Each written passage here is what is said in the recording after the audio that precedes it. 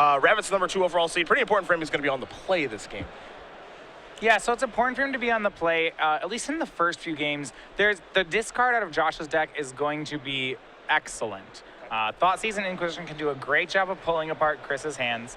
A lot of Chris's hands, you see these hands with a Summer Bloom and 2 Titans and 4 lands. Thoughtseize can just do a number on that. You take the Summer Bloom and they're literally just playing lands up until turn 6. So those cards can be excellent here.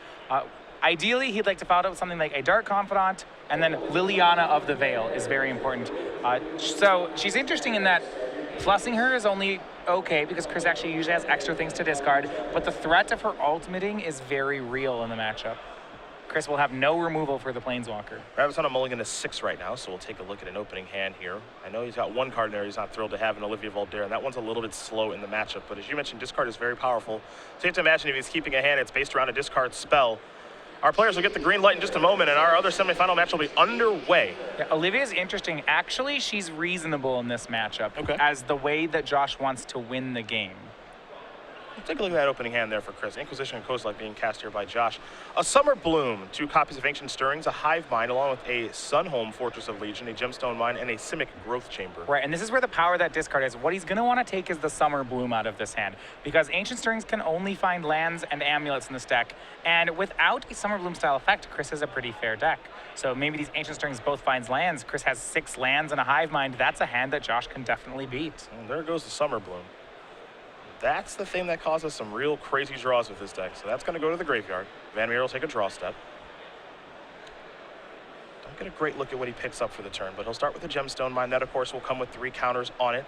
Take it down to 2, and here's Ancient Stirring. So VanMeter will take a look at the top 5 cards. We'll see if he can find an amulet in there. Yeah, so he'd like to find amulets or Teleria Wests. Now, he doesn't have much interaction, or he's going to have to just top deck something like a Summer Bloom if he wants his hand to get significantly improved. A couple amulets help because they ramp you 1. You can play a bounce land on your last turn to get to 6 a turn earlier. If he gets 2 amulets off these, it's even better. Boros Garrison has been selected here by Chris. Yeah, normally you'd leave that in your deck to combo, but I like Chris getting it here, especially if Josh starts having threats like Liliana of the Veil. He'll just want lots of bounce lands so that he can keep having extra things in his hand to discard. Raging Ravine the land there from Ravitz before passing the turn back over to VanMeter. Remember, Ravitz on a mulligan to 6 here. We know he's got Olivia Voldare in hand. We'll see what the rest is in just a bit, as there's an Ancient Stirrings here from Chris. So again, he'll look at the top 5, take a colorless card with him. You have to imagine he would like to draw one in Amulet of Vigors here. Yeah, his priority is probably Amulet 1, Teleria West 2, Bounce Land 3. Everything else is pretty much the same. Okay. A Colony Garden wouldn't be bad to find. That means if he does get to 6 for a Titan, then he'll have 1 turn of insurance for Liliana. Okay. Maybe more, because he can bounce the Colony Garden repeatedly as he works his way up to 6. Chris examining those 5 cards before making a selection. Again, remember his hand has a Hive Mind, a Sunhome, Fortress of Legion. There's also a Boros Garrison and a Simic Growth Chamber there. Okay. So this was not an amulet, but it was the next best one. Teleria West was taken. That card plays a huge role in this deck. Well, he has a Hive Mind in hand, so he's going to need a Pact if he's going to try to Hive Mind Josh. Now, Hive Minding Jund is very hard because by the time you reach 6 mana, sometimes they've just taken all your cards. Also, they can pay double green. Yeah, they can pay double green and they can pay Slaughter Pact. Right. So. You have to double Pact them. Ravitz's 3rd turn of the game. Let's see what this yields. He does have a land to play in Stomping Ground. It's just unsure if he wants to play that. Also has a copy of Wooded Foothills over there. Yeah, so the way to think about what Josh is building towards is if he gets Olivia in play and 7 mana, that's Josh's win con. He can shoot Titan and make it a vampire and then take the Titan. Yep. Okay. Just a Wooded Foothills and a passing of the turn, though. Nothing really doing. He does have a copy of Tassiger in hand, along with that Olivia, and then just looks like a couple of lands. Actually an outpost each, too, so his hand's very expensive, and the cards that he's drawn don't really interact all that well. And this is the contour of how these games work. There's actually the first 2 turns, and you'll see more of this post-board. It's going to get even more like this. It's just trading of lands and discard. Amulet oftentimes is just playing lands up until turn 5 or 6. Radiant Fountain will trigger. Chris will gain 2. He's going to go up to 22. It's a reasonable utility land to have. He'd rather have Colony Garden, but Radiant Fountain is fine. He'll likely be bouncing it both ways. I do think if he has the option to get a blue land and transmute Teleria West, he may want to do that. Now, we can't forget that he does have the Gemstone Mine in hand that he picked up on the early turns with the Semi-Growth Chamber. So, as far as a second Bloom mana to transmute the Tolaria West, he does have access. We'll see when he wants to do it. Well, he doesn't have to do it right away because if, say, Josh has another Inquisition of Kozilek in his hand right now, Chris is actually shielded from it. And there aren't too many things that he could draw in the meantime to punish him for not transmuting here. But that said, he's going to want to get the transmute sooner rather than later. Ravitz sacrifices that Wooded Foothills, gets a Blood Crypt that enters the battlefield tapped, and we're going to head back Ravitz's way. Picked up another land in Wooded Foothills. Yeah, these fetch lands are great for Josh. They're going to help him play the Tasigur on the cheap. And actually, cards like Outpost Siege in his hand, not unreasonable. Yeah, he can work his way towards that Olivia game plan that you mentioned as well. Now, again, Ravitz does know about the Hive Mind over there, but it looks like he's kind of covered against that too, oddly enough, because there isn't double pack just yet. Yeah, I mean, by the time Chris gets to 6, there's a very good chance there will be. Yeah. So Josh, he needs to do things, but he's going to start by sacrificing that Wooded Foothills, get a Forest, and he's got access to 4 mana. So we'll see if it's Outpost Siege, is it Tasigur, or is it Olivia, which threat he wants to start with. Tasigur is probably the fastest of the bunch, and maybe the card advantage role Tasigur can play a role here, though that is kind of slow. yeah, it's interesting. So because Chris is building up toward a large Hive Mind, Outpost Siege is reasonable. Yeah, Tasigur is fine here too. Josh would like to get a threat in play of some sort. Josh is going to delve away Inquisition of Kozilek along with Wooded Foothills. Going to leave with just one Wooded Foothills in the graveyard and pass the turn back. Chris draws a copy of Asuza, Lost But Seeking. Pretty nice draw there. It's a good draw. It'll get him to Hive Mind 1 turn faster because Josh is tapped out here. Chris will get to play lands 4, 5, and 6 this turn. Now, what he'd like to do is find a way from those lands to sequence that he can play lands 4, 5, and 6 and Transmute of Tolaria West. Now, he would need a lot of untapped mana to do that. You'd have to have blue, colorless, all in untapped lands. I'm not sure he has that. He has a blue for Gemstone Mine and a colorless from Sunhome, so maybe. I don't think he has the last one.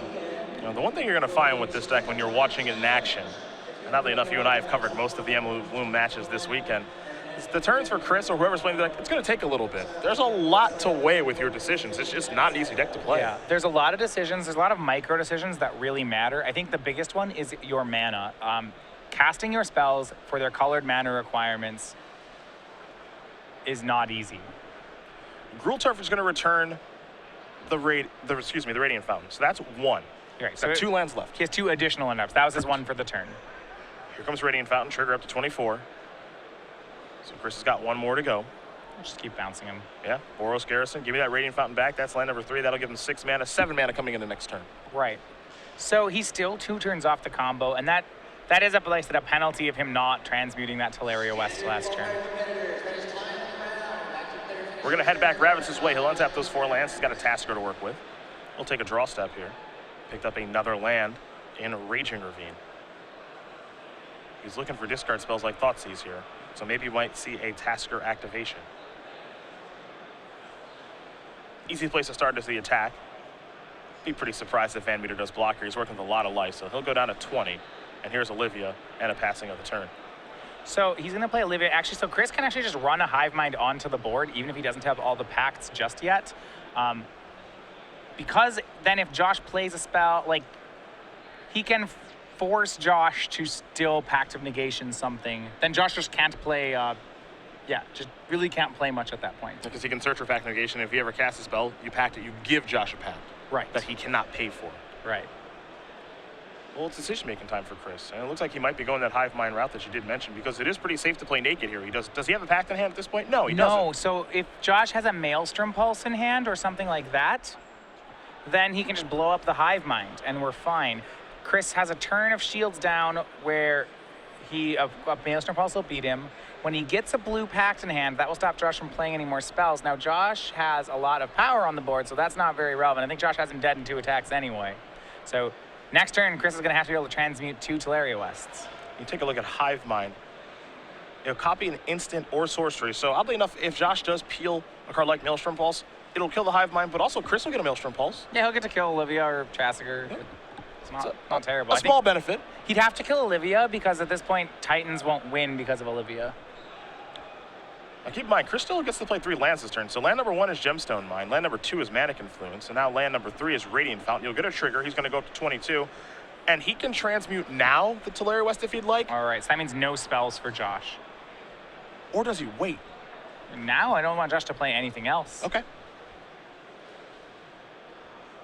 And then he's going to hope he draws another way to make something happen, though, because it'll be interesting to see if he gets a blue pact or if he gets a green one. A green pact means he can go crazy with Primeval Titan, but it looks like he's going to search for blue pact. That's the first card he's brought forward. Josh can pay for green pacts.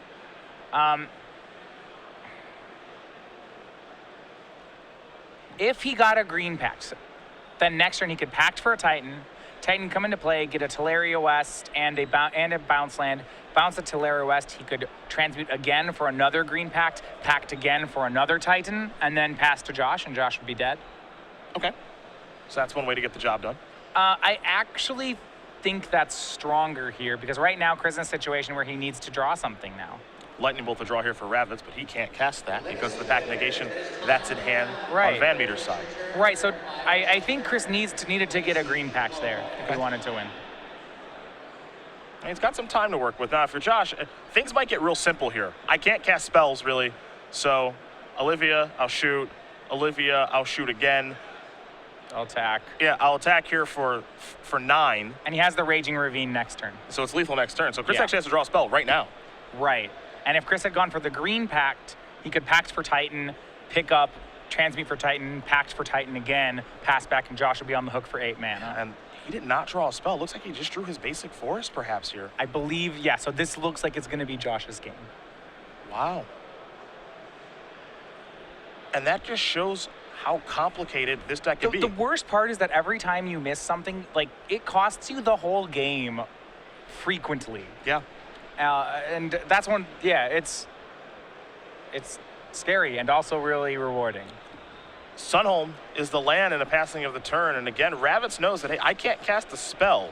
Now, he's going to attack here for 9. And what we're going to see him do is just shoot his Tasker a couple of times instead of firing up the Raging Ravine to try to get the job done here. So this is an attack for 5, 6, 7, 9, 10, 11, 12 exactly. And that is going to get the job done. Josh Ravitz is going to steal game number 1 here against Chris VanMeter. Jund takes care of Amulet Bloom. And you mentioned that line of play of Summoners Pacting for Titan. And so Chris actually did have a line available for him, it looks like, to win that game that he did not see. Right, so yeah, he has to use that transmute chance for a green pact. Then next turn, pact for Titan. Titan gets a Teleri West transmute pact for Titan. So he can double pact that turn. Pretty tough deck to play, that is to be sure, as Josh Ravitz does win game number 1. We'll take a look at the sideboard to start here.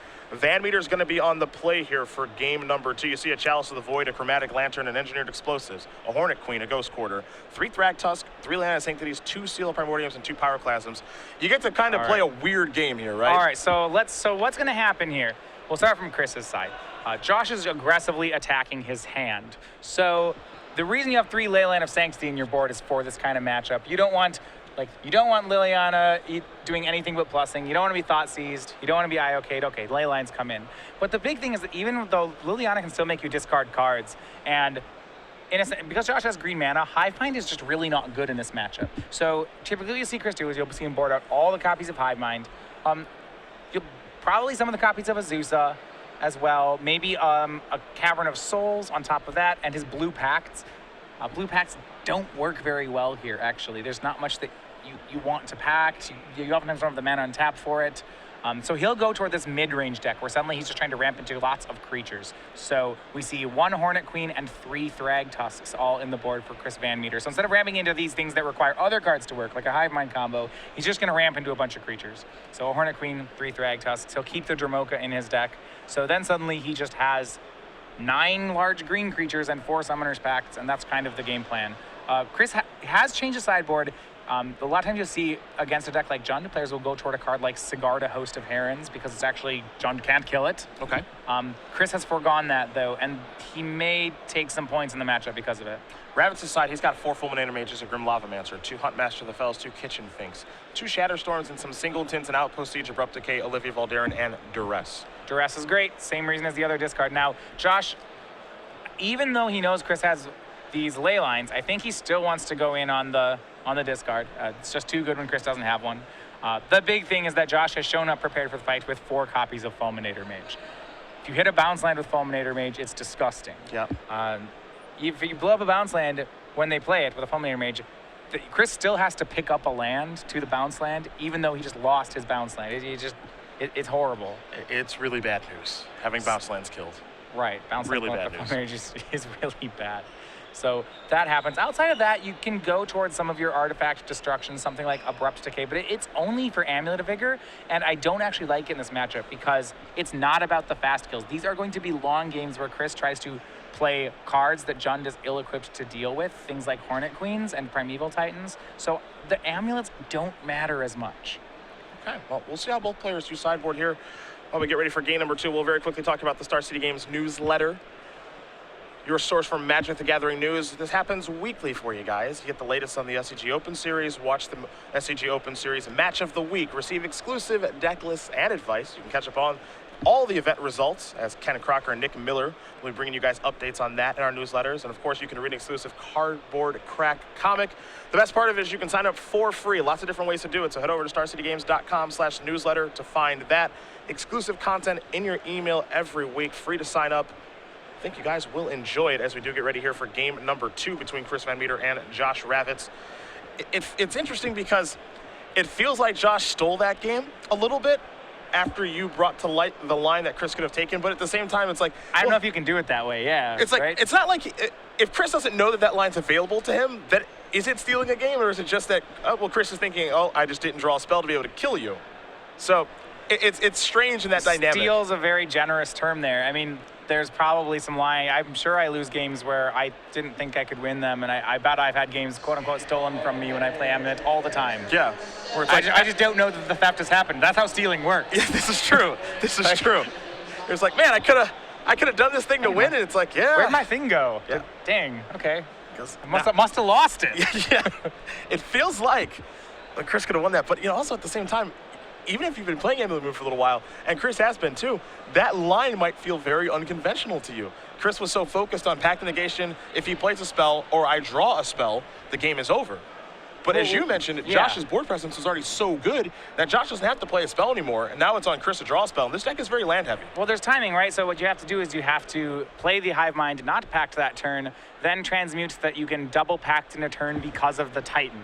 Yeah. So it's like, wait, were we Hive Mind killing them or Titan killing them? The answer's like, yeah, both. Yeah, both-ish. Yeah, both-ish, neither by itself. VanMeter going to take a look at his opening hand right now. Again, he'll be on the play here for game number 2. When Josh has to ask, do you have any pre-game actions? That's a loaded question in this matchup. That's true.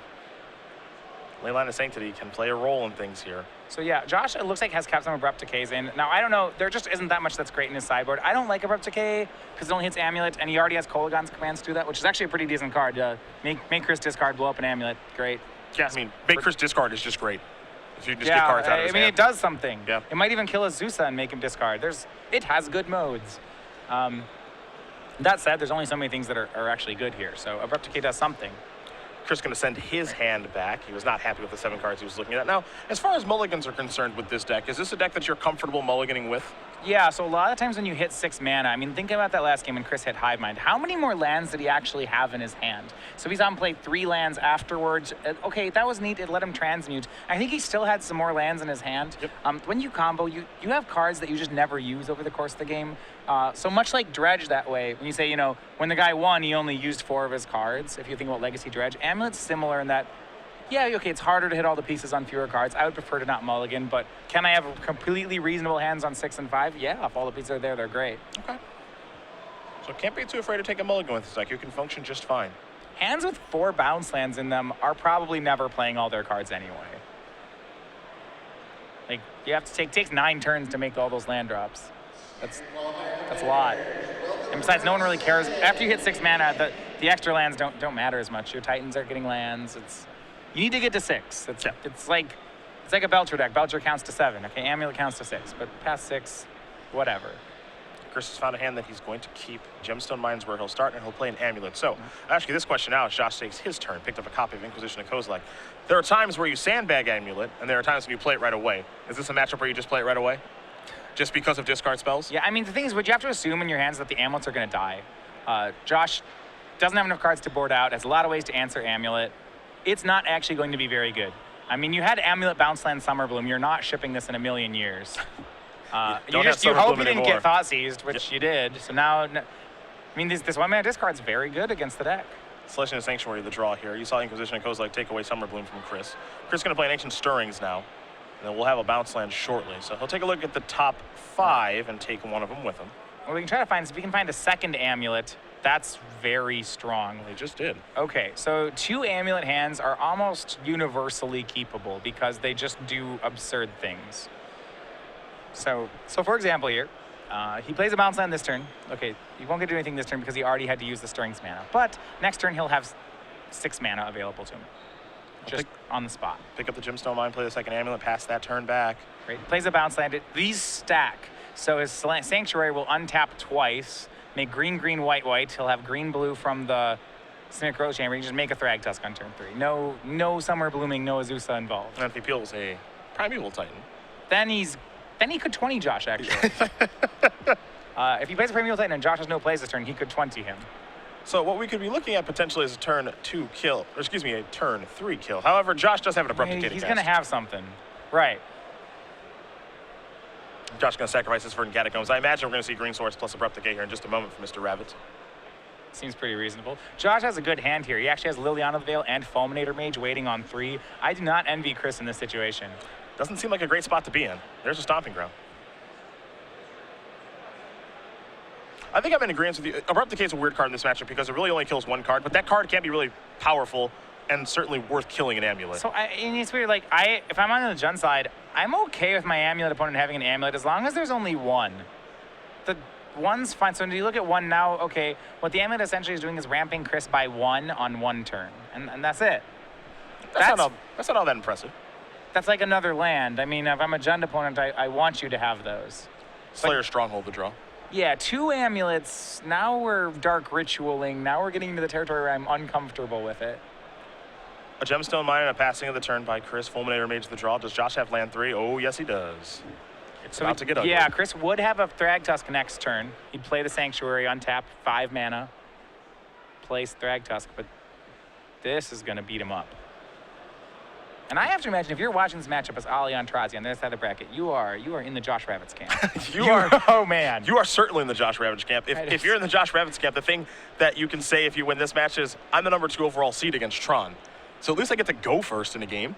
Yeah. And maybe many games, depending on how things break. You play a lot of Tron. break. You know that's a hard matchup for Jund. Hey, if I'm Tron, I want to get paired against Jund every round. Don't get me wrong, but I have lost to Jund before. Amulet Bloom's harder for Tron. Not unwinnable, but harder.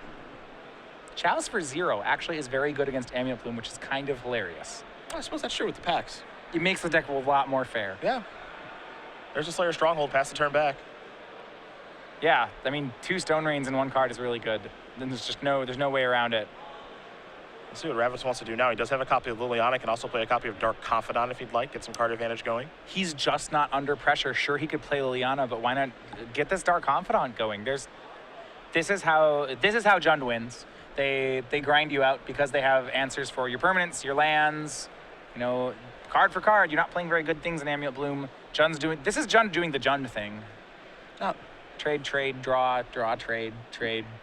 Kill you with something. Josh is in a good spot right now. Chris's draw was a Primeval Titan.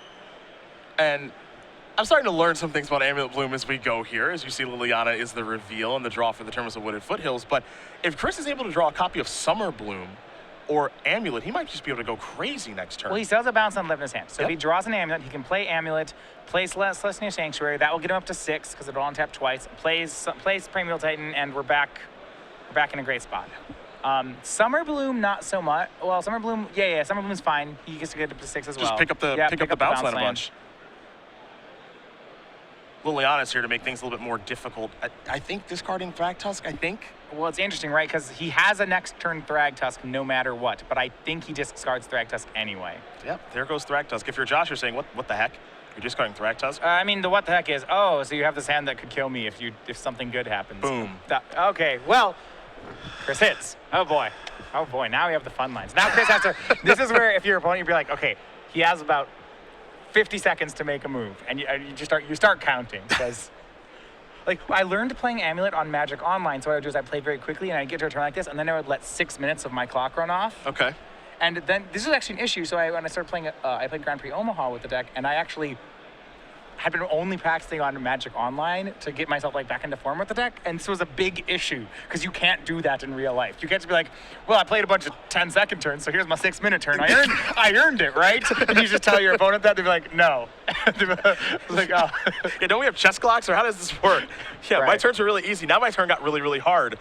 And this turn's going to be a real doozy. Amulet is how things are going to start, and he does have access to a bounce land that's going to untap right. twice into Primeval Titan. Where we go from there, that's where things get interesting. Yeah, so the bounce land will come into play. It'll untap. It will untap twice, so it'll get green, white, plus the 2 gemstone mines, and it'll be able to cast Primeval Titan. And the Primeval Titan will... Okay, so Slayer's Stronghold's in play. That doesn't really matter. He can, if he wants to get haste, he can get Boros Garrison and Vesuva. Vesuva will copy Slayer's Stronghold, and he can untap them both. He can make the Titan into a 10-6 haste, vigilance, attack, and I think that's where we start. Unless there's something like Murderous Cut in Josh's hand, which he knows in the deck list there isn't, that's safe. And I think it's where he wants to begin things. All right, here's Prime Time. Prime Time's going to trigger, 2 lands are going to come. Josh will look at his hand and be upset with what has occurred. Yeah. Now, because he had to Vesuva for the Slayer's Stronghold, he's not actually going to be able to kill with Sunhome here. Okay. But he can get a nice board intact. Yeah. So if he had nothing in play, or if he had a second Vesuva in his deck, sometimes you can play a second Vesuva. Chris does not. What he would then do is he would attack, get a Vesuva for the Boros Garrison, get Sunhome, untap them twice, give the Titan double strike, and he'd have a 10-6 double striking Titan. That would be good enough. It has trample. He just attack Josh and win. Can't do that. So what he's done here is Boros Garrison comes into play. Vesuva's copying Slayer's Stronghold. So they untap once, Titan gets 2-0 haste vigilance. Untap again, Titan gets 2-0 haste vigilance. It's now a 10-6 haste vigilance. Chris is going to have to bounce something. But he's going to get 2 more lands, so this is okay. So we're going to be going to the attack step soon. Yeah, we're going to go to the attack step and we're going to do it all again. But first things first, Chris has to pick up a land because of the Boros Garrison in the battlefield. Right. Any land he should be picking up here? Maybe Vesuva? Probably Vesuva. Vesuva's the best utility land. We've got to keep in mind, he's already played a land for the turn as well. Yep, attack. Now, he cannot kill here because he does not play a second Vesuva. Now, that's one of the arguments for playing a second Vesuva, but what I'm going to say here is that he will probably be in an okay... He should be in a fine spot anyway. Okay. One thing he can just do is if he's left one of his Pact of Negations in, he can just get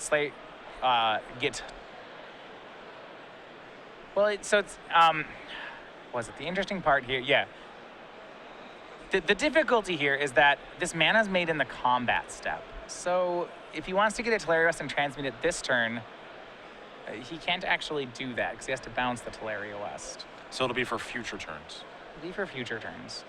Is there any interest in maybe searching for a Colony Garden here to protect your Titan from the Liliana? Yeah, so one thing you can do is you can search for, what I kind of like is searching for Colony Garden and searching for Telaria West, just putting them both into play. It protects your Titan from an edict, and then next turn your Vesuva can copy a bounce land, bounce the Telaria West, and then you can transmute the Telaria West for a Titan and then re-Titan next turn. So we like this search of West and Garden. That is what I would get, yes. Okay. This heads-up play by Chris VanMeter. It's very tempting to get, the plays where you don't get bounce lands are difficult, but I like the search.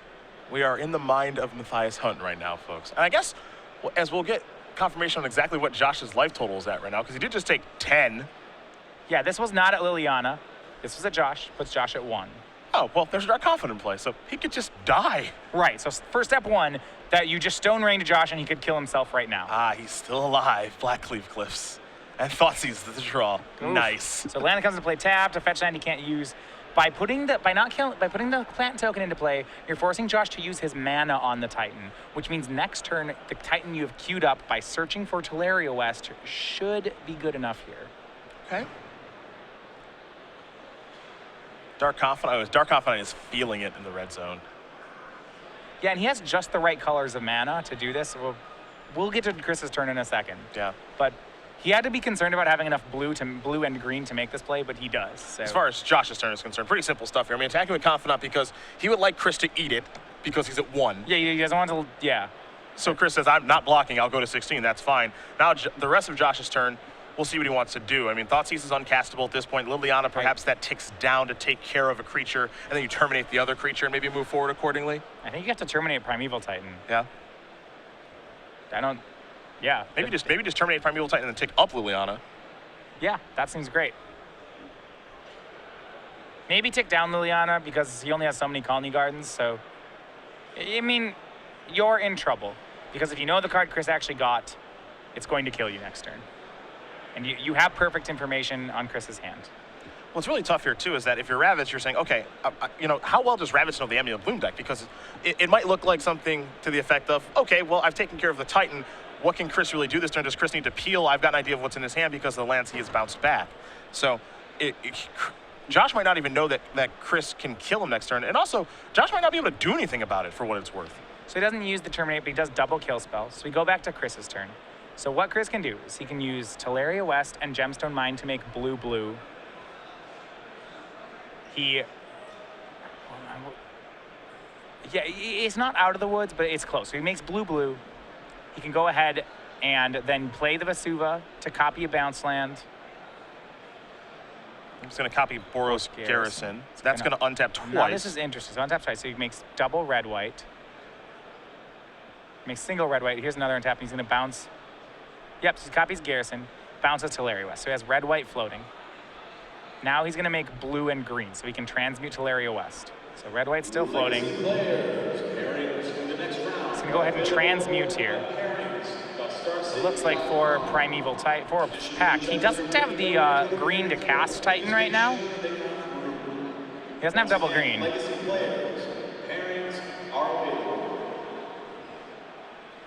It's Primeval Titan. I think you might be right about that. This might be... Yeah, this... it's really... The mana's very finicky in the deck. I believe it was possible for this to work here because, yeah, he could have used... If he copied Sanctuary instead of Boros Garrison, perhaps? Yeah, then he has enough... Yes, then he has... Because he has 4 off the land, 5, 6, 7, 8, 9. Yeah, he has exactly enough to make that play then.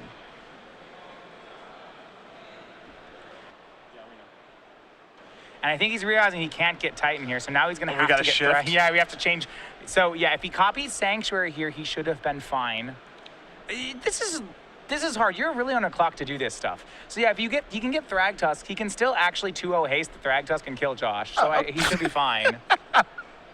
But, I mean, I think it was... Yeah, so now you can play it for 5. He's left up the Slayer Stronghold, so he can 2-0 haste the Thragtusk. Here comes into play. It hastes, it kills. Hey, don't forget about the 5 life. Yeah, sure. He's at 21. Yep, Slayer Haste. Stronghold there, haste Swing. attack. Oh my god, this deck is so hard. attack you for 7. Like I said, sometimes you miss the done. play, but you still get to win. It doesn't always cost you the game, but it just does sometimes. That is true. Chris VanMeter is going to tie things up here against Josh Ravitz. It's 1-1 Amulet Bloom versus Judd as we get ready for game number 3. Keep in mind there too, Ravitz goes Inquisition you, Abrupt Decay your Amulet, Fulminator Mage you, lose that game. Those were his first 3 turns of the game, and I don't really know if you could ask for much more than that.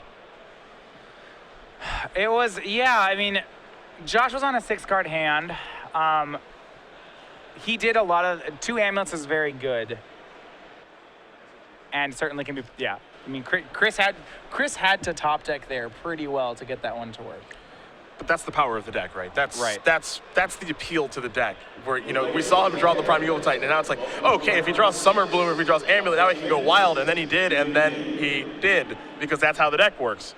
It's truly incredible. I mean, this deck is really something. It's possible what you want to do in Josh's spot there is instead of playing Liliana to plus her, you just leave up Terminate in case Josh top decks something. Or in case, rather, Chris top decks something. We will talk about SCG Game Night before game number 3 right now. A little organized play in your store if you'd like to have it. It's a very successful program by Star City Games. Thanks to you guys for playing it and getting your store owners to run it. We'll talk about the next couple of months too, like the sign up for June. But if you do play at SCG Game Night, you can get the bunny and some exclusive tokens there. For July, the piglet and the boots, given the beatdowns. Also too late to sign up for that, but you can look forward to that next month. However, it is not too late to sign up for August, where it'll be Monkey Month. Get some monkey tokens along with the monkey pin. StarCityGames.com/Game Night for more information about this fun and friendly organized play program. I want to thank you guys for making it a real success, able to bring you some cool pins and tokens to the local level as we do get ready here for game number 3 between Chris VanMeter and Josh Ravitz. Ravitz will be on the play here, and if he has a start like that again, he might be okay with discard spell into Abrupt Decay, your Amulet into Fulminator Mage, but we'll see. I mean, that just goes to show something that I didn't really realize with this deck that I think you've known for a little while. There's some real resiliency here. Yeah, there's resiliency to it. I do think Josh could pick it apart. Like I said, I would have been okay with him leaving up Terminate as long as he can leave up a Terminate in that situation for that first Titan hit. There's a chance he can just grind through Chris's Titans from that position. He does have kill spells and a Dark Confidant going. It's really tempting, and like he just needs to wait till a 5th land, then he can make the Liliana play and start going Chris's hand that way. You're right. I mean, it seems so weird when your opponent has nothing to say, oh, I better hold up this Terminate. Yeah, because I don't know what can happen. Terrible. Also, yeah, that's really weird. When there's an Amulet down, you have to assume that Chris's creatures will all have haste. So what you're saying is, I hope you don't top deck a Titan because it's going to have haste here.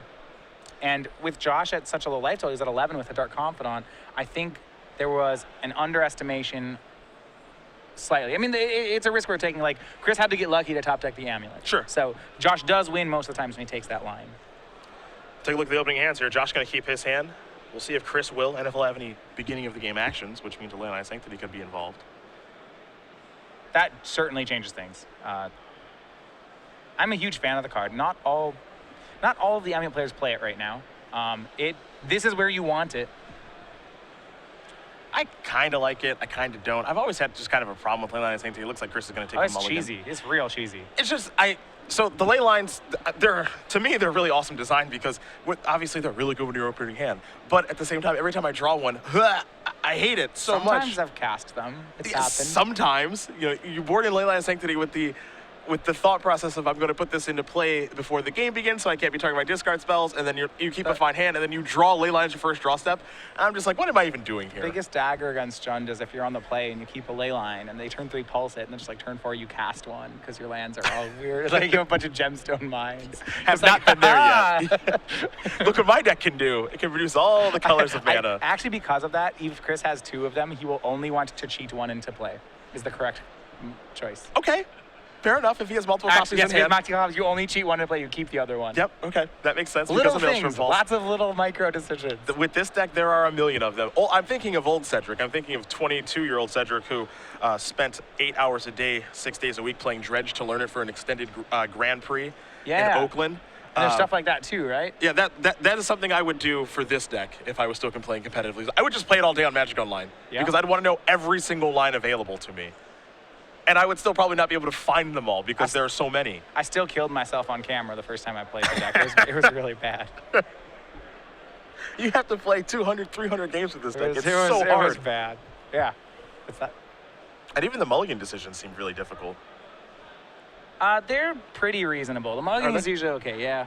The ones that I don't see people get those ones wrong too often.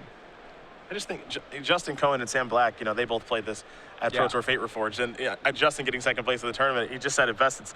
It's not really playing Magic. It's like solving a puzzle. It's great. I mean, one thing I try to do is when I keep really neat situations where I think maybe I could win, but I can't find it, I'll keep them and then just, email them to people. Yeah, take a photo or something. Yeah. And I was like, hey, could I win you? And usually, sometimes the answer is yes. Yeah, hey, that's good to know. That's good to have resources to tap to be able to answer that question, too. Always that feeling of, look, I know there's something I can do. I love those, like the magic puzzles. Those things are great. Yeah. Because you get to play them. But normally when you see them, you say, well, this is really fun, but this never happens in Magic games, You would be surprised. I mean, these are the only decks where I feel like they actually naturally arise. The ones where it's like, well, if you do this and this and this and this, then you can, it's pretty cool. Chris is going to take a look at 5 cards. We'll see if he can find something he likes. Yeah, so mulligans in this matchup are harder because it's an attrition-based matchup. Josh is going to spike the discard spell. Well, Titan or Ancient Stirrings are the options. Just leave him with lands. You just take the Titans.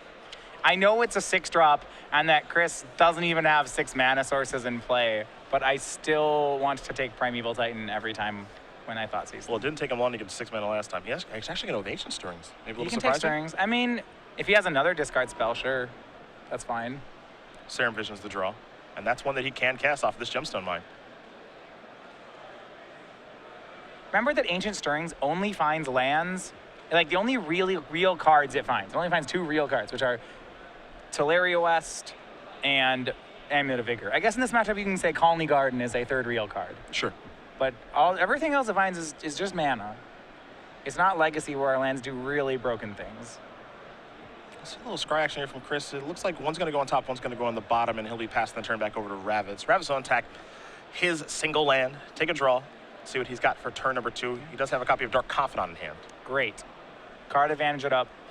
He needs to hold up a lot of mana. Ideally, what he wants to do is do things like hold up, terminate, and just thought seize Chris a bunch. Dark Confidant's great for this. Maybe he sneaks a Tarmogoyf into play at some point, maybe Liliana, but has to make sure it's safe. He's going to start off with Tarmogoyf and look to get his beatdown going. Yeah, I mean, that's pretty reasonable. Dark Confidant is definitely the 2-drop I'm more scared about when I play against this deck. That's what I don't want to see. Oh, Summer Bloom, huh? Just a fair ramp spell here, but this is why. This is why you need to take Primeval Titans, because this stuff happens. I mean, now Chris is going to Titan next turn.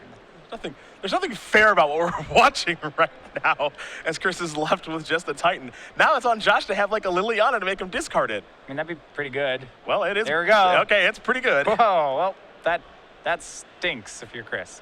Summer Bloom actually in this matchup is good on. It's not the best. You don't need to be ramping a lot of the time. It's still good, but you see this can happen. Yep. Josh has to figure out what card he wants to discard. Looks like he's going to go with Abrupt Decay, and he will. Yeah, a lot of times like I said, they answer your creatures, and then you ramp into not much. Tarmogoyf is a 3/4. It's going to come across Chris down to 17. Now, Chris has some big draws available. A card like Thragtusk right now, for example. Yeah, the big game man in this matchup is the one Hornet Queen in Chris's deck. He's a ways off that, however. Chris just going to pass the turn back. That's pretty telling. Whatever he drew, he couldn't either put into play or cast. I mean, there's a Liliana in play, and he didn't do anything with it. And to see what this card is. There's the Hornet Queen. Long it's gone. The best card for the matchup. Just not going to be good here. Duress was the card discarded by Josh. He'll come across here for 3 points of damage. The follow-up is Dark Confidant. He'll pass the turn back. So we head back VanMeter's way and see what he can draw. And Chris did mull to 5. That's going to hurt in the attrition fight. You do see how the Jund deck can win these games. You know, then he'll get something like a Fulminator Mage at some point here, blow up one of Chris's lands, and then Chris won't be able to come back. Remember that Summer Bloom actually is card disadvantage. So in this, if you think about this as like a very strange mid-range mirror, Summer Bloom's not actually that good. Chris is going to concede the game. And I think the reason being, as he was going to have to discard a card there, is because he's out. Liliana's ultimate is coming soon. Yeah, I mean, you can't kill Planeswalkers. The way you kill Planeswalkers is with a, 10-6 hasted Titan, but at that point you go for the life total anyway. Josh Ravitz going to win game number 3 here over Chris VanMeter. Jund, 1 game away from moving on to the finals. Currently up 2-1 over Amulet Bloom, though. Yeah. This deck, Amulet Bloom, it can certainly win 2 games in a row based off of its power level. This is one of my favorite matchups to play right now. When I play Amulet Bloom, at least in Modern, it's very interesting from both sides of it. I mean, I'm enjoying just watching this. It just what the Amulet Bloom deck can do and its resiliency against a deck that has discard and Fulminator Mage and Liliana Veil is impressive. This doesn't feel like a combo deck against a discard deck, or it does in some regards. But you start to feel like Chris is really playing mid range when you watch these games. It's just weird mid range at times. Yeah. At times.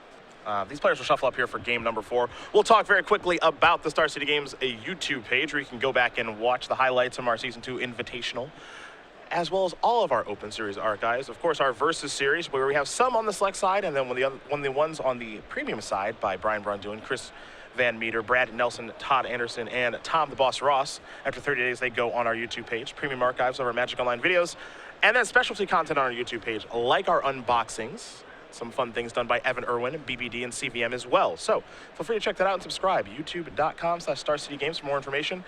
And it's 100% completely free, so pretty easy to do.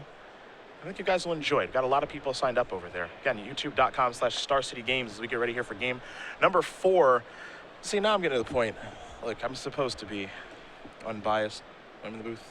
We're bringing you over to Team CVM? I like his deck. I really want to play with it. It's way too confusing for me to play, but I really like his deck. Now, if you're on Team Ollie, because he's playing your deck, he's playing Tron, then you got to be cheering for Josh here. That's also true. That's also true. And Josh is someone I've known for a long time too. This is tough. This is tough for me. 2 really, really good players. But every time I watch Amulet Bloom deck in action, I'm like, oh man, what's he gonna draw? What's gonna happen now? What happens if he draws Amulet? Oh no! Oh, he drew Amulet. Now he's gonna go crazy.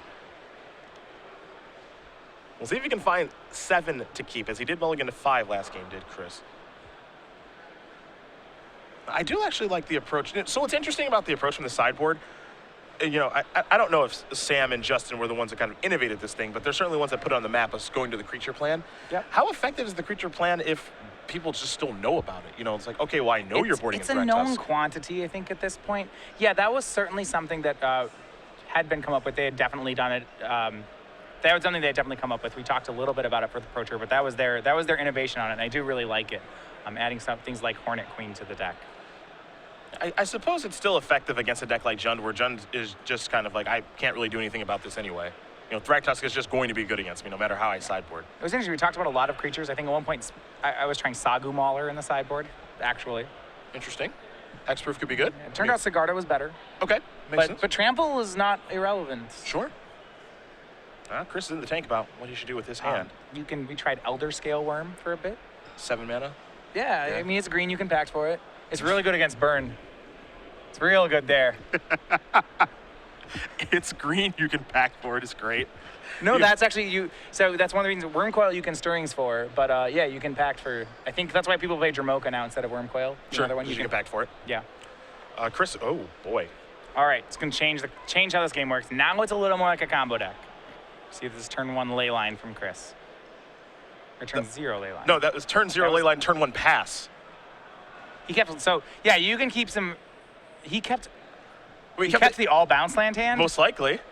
You can't keep, that is, I mean, okay, if it's Vesuva, no, he had Vesuva as already in his hand. Now, one thing is, you can actually play Vesuva when you have no lands in play. It just is a land with no text. Yes.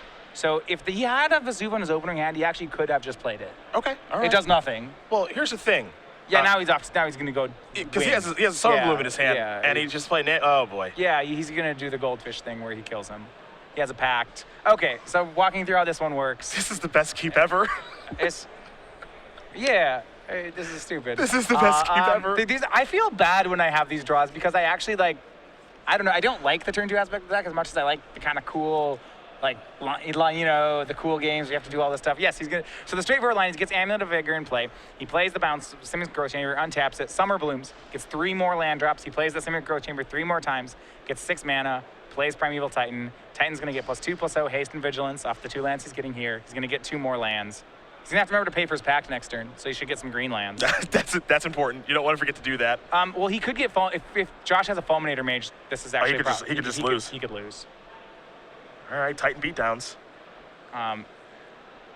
He may have wanted, oh boy, because Fulminator Mage is here, that's actually a really scary spot to be. I'm not sure how much I want to make this play. Maybe you go get another green bounce land to pick up your Boros Garrison. Nope, that doesn't do it. Yeah, no. So, you can just make Thrag Tusk. That's not even terrible. No, you probably still want to. Yeah, he just would have to pact for Titan and then just be okay. Like, what he does is, okay, so what he can do is he gets 2 Gemstone Mines here. And he can still pay. Yeah, or Colony Garden Gemstone Mine. Okay, got it. Right, so then he has triple green. That also help him survive through a Fulminator. He needs to make sure, what he needs to do right now is make sure he does not die to Fulminator Mage. That's the most important thing. And he can also protect himself against the Liana. Yeah, so I think it's yeah, and you see the Mana Confluence, Colony Garden is what he's getting. Okay.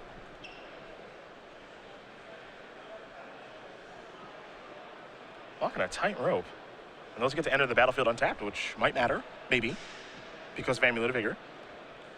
Yeah, he has 2 more mana. Maybe he has a cantrip. That'd be sweet. If you get to use it. Titan hits for 8. Neat. Sweet. Third turn, I guess, since he didn't play a land on turn 1, which is awesome. Yeah. If he drew the Vesuva, then this was a very gutsy keep from Chris, borderlining on maniacal keep. He may not know that you can actually just play a Vesuva for nothing. Yeah, I actually just to know bounce that. it. I'd ask Judge. That's the judge call I've been getting on it. I believe that's true. Yeah, now here's the Serum Visions too. Look at him go. You may have it enter the battlefield as a copy of any land. You may also tap as a copy of land. You may also just no one says like you can't play it or that it dies if it's not. It's just something with no text, but it's a land. But it's a land that's out there. Yeah. It bounces to a bounce land primarily. A little scry action there from Serum Visions. Does he have an Ancient Stirrings too? Nope. That's it. That's my turn. You're up. The issue actually is if he doesn't have another bounce land and he plays Vesuva, Vesuva can't cast Amulet of Vigor. So then if he plays his bounce land to bounce the Vesuva, now when he Summer Blooms, he can't do anything. Okay, got it. So maybe there are some hands where even if you have the super, you're supposed to wait a turn. So we're actually just saying go is correct because you have the combo. You just need your opponent to help out by playing something first. So yeah, if Chris only has one bounce land, then that's the way you have to sequence it. It just feels kind of weird to put a Leyline and then say go on turn 0. To say the least. If your opponent is saying go on turn 1 of the game and not playing a land, chances are their hand's ridiculous. Yeah, he even had the Leyline to protect himself from discard too. So. Yeah, you wouldn't keep that unless they just, they have it all. Josh going to sacrifice the Verdant Catacombs. He's going to go down to 9. You saw the reveal off of Dark Confidant was a Tarmogoyf, so a little bit of damage there has added up. We'll see what he has to play this turn with 3 mana, his 3rd turn of the game. You see a Tasker in hand. He can't cast that just yet. Might have a Liliana. Might also have access to Fulminator Mage, and he does. You see Chris does have a die on top of his deck. You do not want to forget that Summoner's Pact because if you do, your tournament's over. So well played by Chris to get the right mana for this. If Josh had a way to just kill the Titan here, that was probably the preferable play. Upkeep, Chris is going to pay for the pact. You see Josh not using the Fulminator Mage. It doesn't really matter. He doesn't have to use it yet. That trigger is on the stack. Again, this one's going to cost 2 colorless, 2 green. So he'll use Colony Garden, Simic Growth Chamber, and the Manic Influence. Yeah, but well played by Chris VanMeter to not lose to that Fulminator. Yep.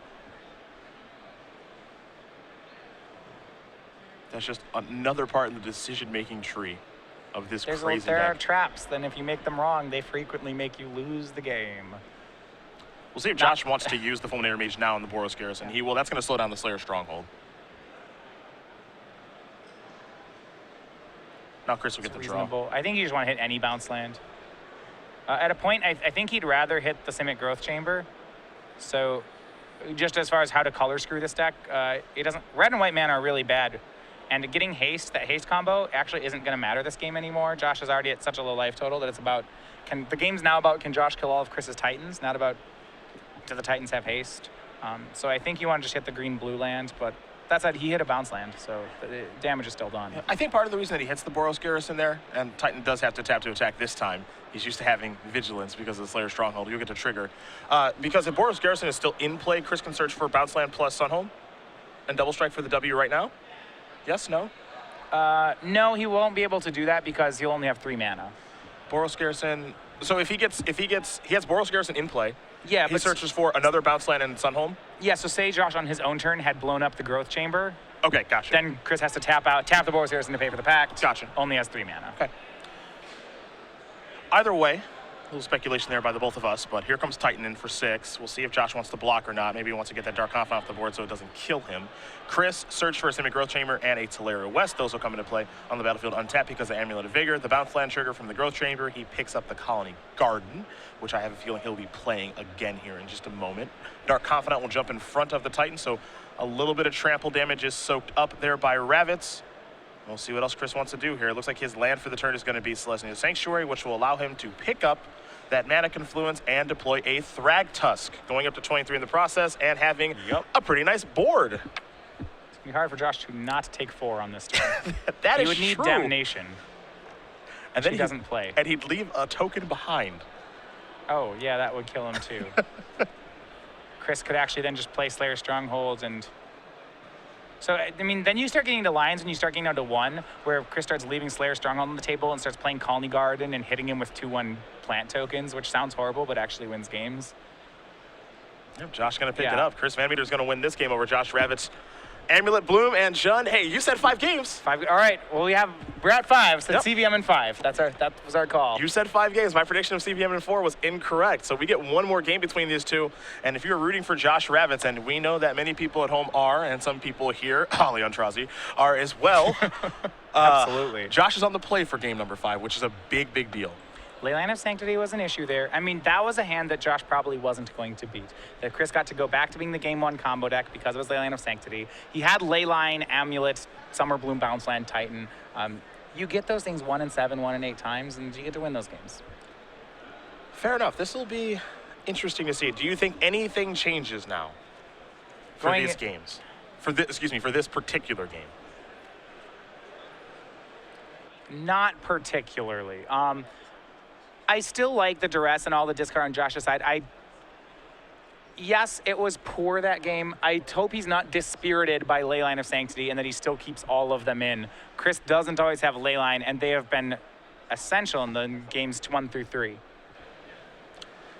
Game number 5 going to be underway here in just a moment. Players are going to shuffle up. We will talk about Patrick Chapin, the Magic Hall of Famer and Next Level Library. That's Next Level Deck Building, Next Level Magic. Do you think Amulet, where does Amulet Bloom fall in the on that chart? The combo aggro control mid-range. Do you think there should just be a fifth thing? No, it's combo. Yeah, so it reminds me a lot of like actually Legacy Elves. It's this deck that has this, like Elves can turn 2 combo kill people, but that's not. You did it sometimes, but a lot of times you just play like this value game where you 2-for-1 people with green things and then kill them however. Yeah. It reminds me of that deck in a lot of ways. Well, wherever that fits on the pie chart. Yes, it's somewhere in there. Yeah. These books, of course, for all skill levels, available in paperback and ebook, both of them, and they're both available right now. StarCityGames.com/Next Level for more information about the Innovators. 2 fantastic books. Of course, Patrick, a Hall of Famer, 2-time World's runner-up, Pro Tour champion. His accolades are many, and you can add 2 books to the resume as well. StarCityGames.com/Next Level, again, for more information. Game 5 on the way between Chris VanMeter and Josh Ravitz. Ravitz will be on the play. Remember, Ravitz, during the Swiss, he did beat Amulet Bloom once. Yeah. Talking to him before the match began, he said, I don't think I have a very good matchup. I think it's going to be pretty hard to win. Chris knows what he's doing with this deck, as he has demonstrated thus far. See if Josh can get by here. If it was a 3-game match, Josh would have won it. True. Yeah. Talking before, just where Amulet fits in Magic Theory. I tried to build a Legacy copy of it once. It's hard. You can't really beat Wasteland, it does turn out. That's unreal good against the deck. So I was actually thinking about that for a little while. I was like, this Amulet Bloom deck it's just, there's a larger card pool. Yeah, you can play Exploration. Yeah, so you would just think that, there has to be something there. Right. Wasteland's really hard to beat. Okay, all right. You play a bounce land. Like, they have a Wasteland on play untapped, and then you look at a bounce land in hand, and you're like, what am I doing with my life? This is horrible. You're done. Can you beat a Force of Will? I think it's just lands. I think it's just a bad version of lands at the end of the day. Okay. That's kind of sad. Yeah, I know. It's fun when you get to port new decks into older formats. When you see people being like, I'm going to play like Pyromancer Ascension combo in Legacy, and then it's not even that bad, and this is really neat. Yeah, I don't think this one ports over. The same thing has always happened when I've tried to port old decks over, or decks that are powerful in Modern, over to Legacy. Mm-hmm. It's overwhelming. Because how many cards are available? You're like, oh yeah, get Exploration and some other cards. And it's like, well, there are new things that I have to beat that don't exist in Moderns. Can I do that? But then the card pool's so deep in Legacy, it's like, I don't know if I have time to comb through all of these sets to figure this out. Well, it's like you realize with the Amulet in Legacy, okay, you get to play Exploration, but then they're going to blow up your lands, so you probably need Loam. And then you're like, well, I have all this extra mana, I should play Port. And then you start being like, well, okay, there's a deck that does this already, and maybe I should just play that. Both players look like they're going to take a mulligan here. Josh very quickly mulligan. Actually, Chris did too, so they'll take a look at 6 cards here apiece. Yeah, that's always I tried that a couple of years ago with, I remember that there was like a mono blue Tinker deck or whatever from Extended many years ago. I think Pro Tour New Orleans right around that time. My thought process was the lands like Suppress and Scary that give you 2 depletion counters that tap for double blue. Those guys. Why aren't those seeing more play? And then I played some test games, and like you, I got Wastelanded a bunch, and I was like, oh. That card's so good. This is awful. My land didn't do anything, so I'm not doing this anymore. How many times have you have to reach it and port your Simic Growth Chamber before you don't want to play? Yeah, you make a very good point. Yeah. Playing against Death and Taxes, they're just wastelanding and porting You'll never win. Yeah. That's horrible. And you're the combo deck. The unfair decks need to be able to beat Death and Taxes. Yeah, it's really true. Both players going to be drawing up 6 cards here in just a moment. Again, Josh Ravitz going to be on the play here. Winner of this match going to be moving on to the finals of our Season 2 Invitational to play against Alian Trazi. The winner of that match going to win $10,000, an invite to our Players Championship, and of course their likeness on a card. Will it be Chris VanMeter on your left or Josh Ravitz on your right? We will find out soon enough, as Ravitz going to take a look at his opening hand.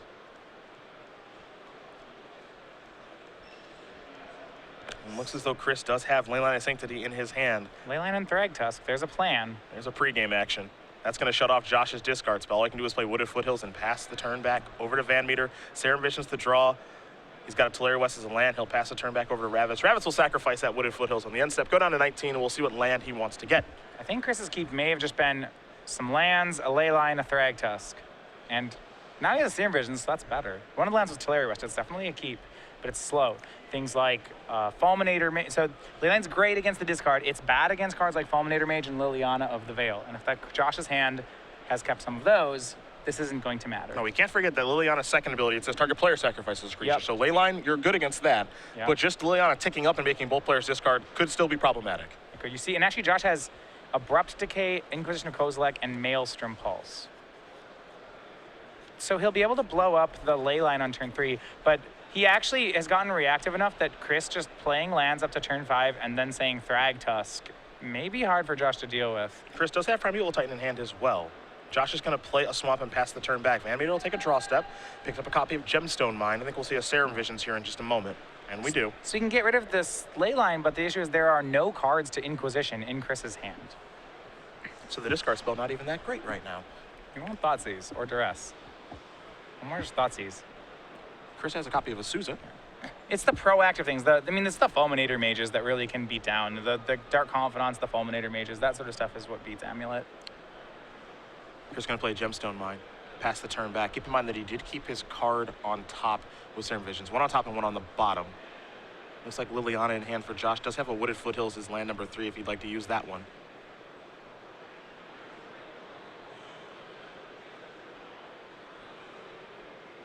Yeah, so discard, Pulse, Liliana. There's the I think Wooded he wants Liliana, so next turn you can play so he can just really go hard at Chris's hand.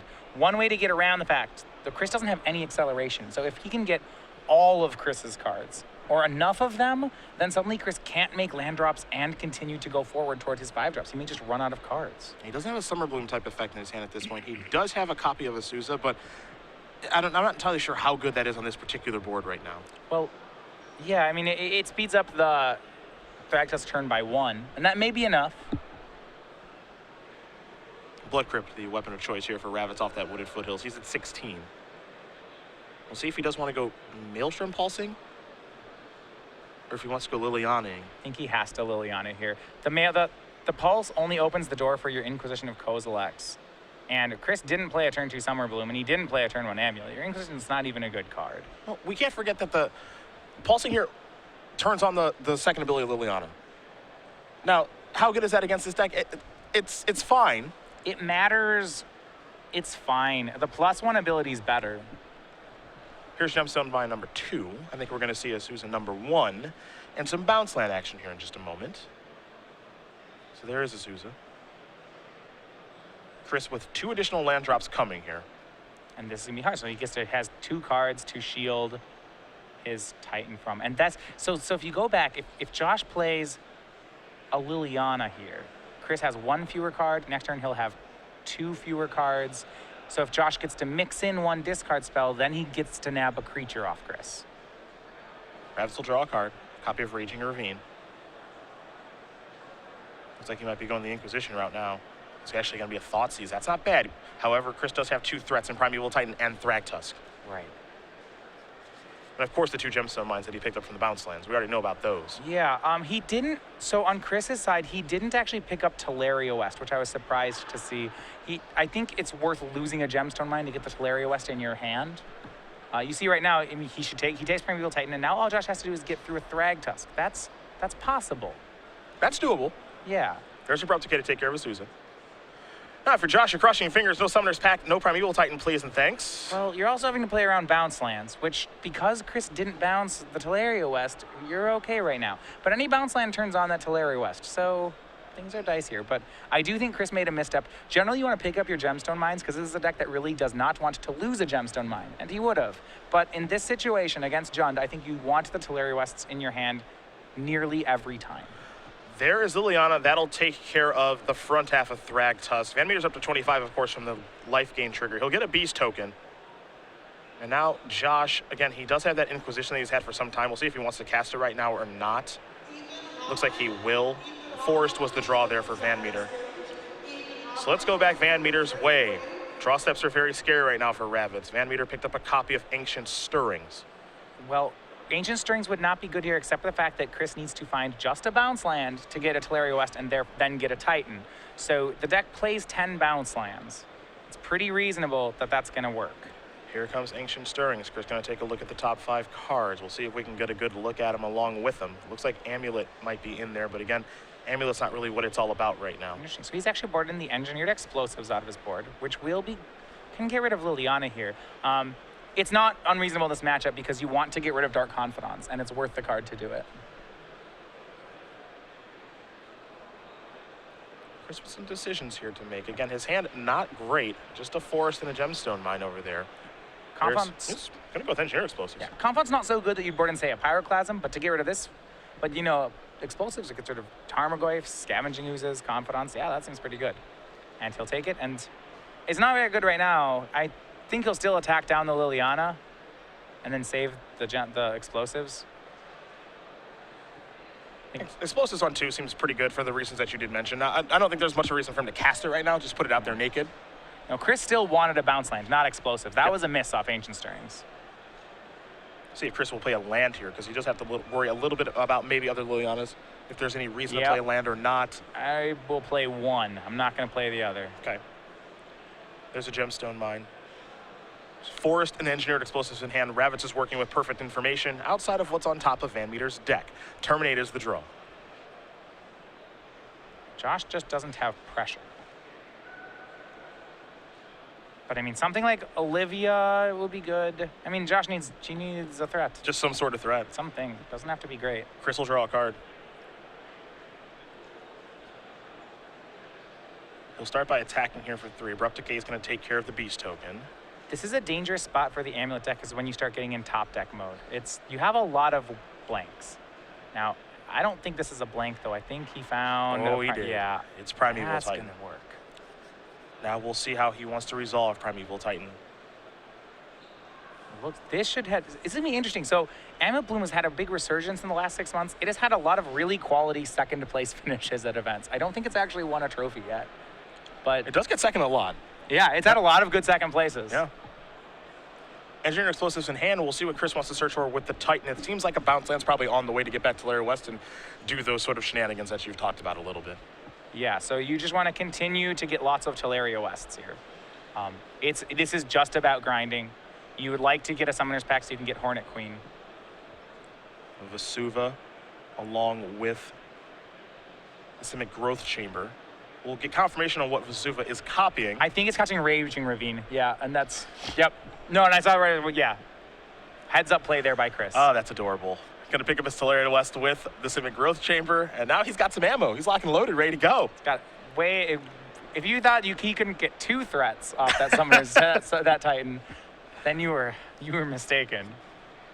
Ravitz had the Terminate for the Primeval Titan. He'll play a Forest Fire up the Raging Ravine. It's time to get busy. He'll attack here for 4. VanMeter's going to go out 21, but that Raging Ravine's got a long way to go. I mean, Chris has enough mana to do just about anything. He can activate Raging Ravine and Transmute in the same turn. He could just draw the Hornet Queen for the turn instead, which he has done. That probably makes things a little bit easier. Yeah. I mean, he was going to Transmute and Pact for that, but casting it and transmuting seems great. And conveniently has 10 mana. Yeah. So he can make that play if he'd like to. Transmute for another... I mean, so you say you could get a Pact of Negation here. So he may not even have them in his deck.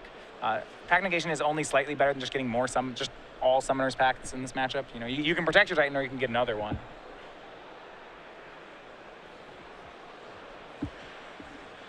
VanMeter. Gonna play a Hornet Queen.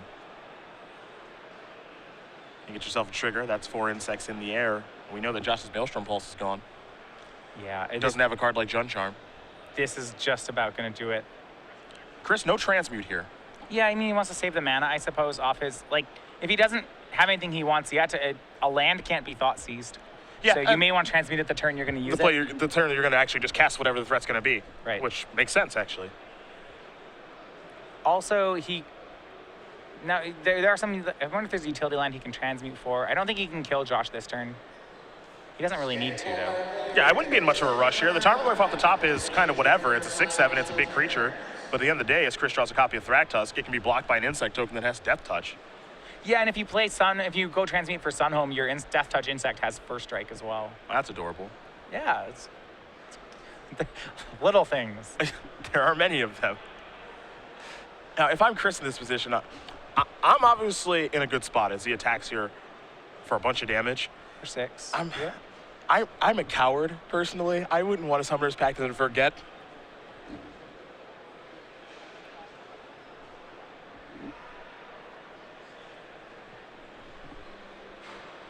And we see Insect swinging, so Josh, he's going to go ahead and put Engineer Explosives on 2. We'll get rid of the Tarn Whip out, play a Thrag Tusk. That should just about do this. Chris is in a commanding spot. He's won the mid-range game. It wasn't, you know, and you see this, right? There was some kill spells, some trades, and then it came down to who had the last unanswered threat, and that was Chris. Yeah, you see the Engineer Explosives on 2. That can take care of the Tarmogoyf, a Thrag Tusk, Hornet Queen, and all the insects there as well. Josh going to play a copy of Fulminator Mage. That can be a blocker temporarily. Remember, that Raging Ravine is not a creature anymore. It's sitting next to the creatures, but yeah, it's not one of them. One thing we can't forget is that the Vesuva actually on Chris's side of the table is a Raging Ravine. Right. So he can actually push through the lethal points of damage there so long as he does remember that his Vesuva is that. Yeah. He will draw a card here. He could transmute for Slayer Stronghold and then give a flyer +2/+0. I believe Josh is at 8 at the moment, so that would put him to 0. So that transmute kills him. Activating Raging Ravine probably kills him. There is the transmute. All right, see. What's his style? That's the... Yep, there you go, Slayer Stronghold. So that'll push the remaining 2 damage in the air. And you put it on the Hornet Queen, that's 4, 5, 6, 7, 8 up in the air.